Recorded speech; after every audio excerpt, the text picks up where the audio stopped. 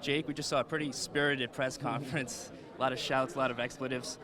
Did that go about how you thought it was going to go? What were you expecting that press Yeah, I conference? mean, I kind of expected that. I know he's a hothead. I know he has a lot to say. I know his IQ is like 15. So I expected it to go that way, and obviously he thinks he can win. I think that's why he signed up for the fight so fast. But it's cool to see, because he is completely underestimating me, and August 6th, people are going to see me knock out a professional boxer. In terms of that animosity, we felt a lot of animosity between you on stage. Where does that animosity come from between you and him? I mean, just talk, the previous sparring sessions, and how much is on the line here. He's representing his dad's whole boxing legacy, and then I have my whole career. The stakes are super high, and only one person can be a winner. You've talked about this being a giant risk, just 5 fights into anybody's career, taking on someone so accomplished with so many amateur fights. Why is this risk worth it for you?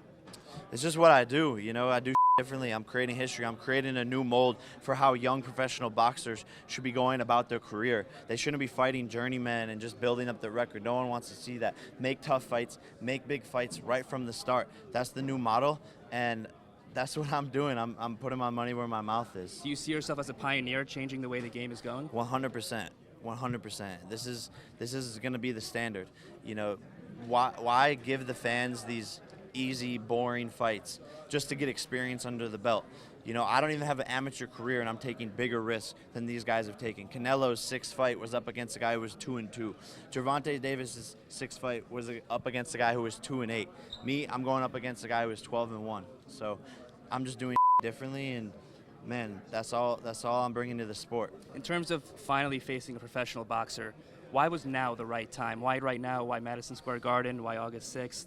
Why was Hasim Rahman Jr. the right opponent? Why him? It was always the right time. I was always ready. Tommy Fury pulled out in the last fight. So I've said it before, as soon as these deals are getting done is as soon as I'm going to fight. Line them up, get me in touch with their lawyers, and let's make it happen. Lock down the venue, and let's go. I'm fighting back to back to back as soon as we can get names and people in the building. But it turns out a lot of these guys are scared, and they don't want to actually show up and do the fights. Since that sparring session 2 years ago where he saw you, he thought he got the better of you, what's changed? How much of a different fighter are you? Night and day. Night and day, everything is different. More speed, more power, more technique, better defense, better conditioning. It's not even the same person. Who I am now would knock out that kid in 1 round.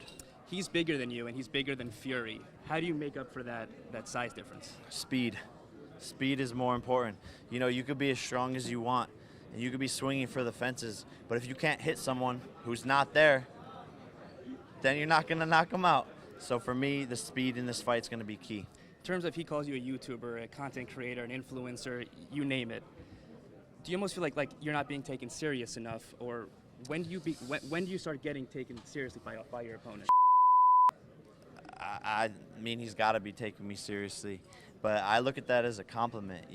People say you're a YouTuber, you're a content creator. Like, yeah, cool. That made me $100 million when I was 20 years old. So thank you. Yeah, you wish you could be a content creator, but you can't because you're a giant Oompa Loompa, and he's an idiot. He couldn't start a YouTube channel if he tried. So I look at that as a compliment. I rep for all the YouTubers and content creators out there. I'm showing them and showing the world what we're made of. He seemed to be kind of criticizing your level of followers or your level of followers. What is he not getting by not having those followers, or what is he not understanding about the sport and about promotion and the power of having that kind of following?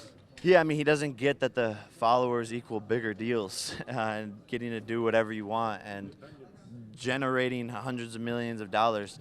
He's dependent on the networks to promote him. Before this, he had 5,000 followers. His account on Instagram was private. I think every single person on my team had more followers than him, double his followers. And so he doesn't know what he's doing. That's why he gets paid. Before this, that's why he was getting paid $20,000 for a fight. So he can hate on it all he wants, but the numbers don't lie. You're just 5 fights into your career. You're headlining on pay-per-view at the world's most famous arena. Why are you able to draw? What is it about you that draws so well, that's such an attraction, that gives you this opportunity before, like you said, so many other fighters would, just 5 fights into their career? I talk a lot of but I back it up. And everything that I say comes true. What does Madison Square Garden fighting here represent to you? The history, the importance? Yeah, it's cool. It's cool. It's the mecca of boxing, right? And some of the greatest people in the sport have fought here, and so to join that list is just a dream come true. I said I was going to do it when I was 18. I wrote it down on my bucket list, sell out Madison Square Garden, and here we are.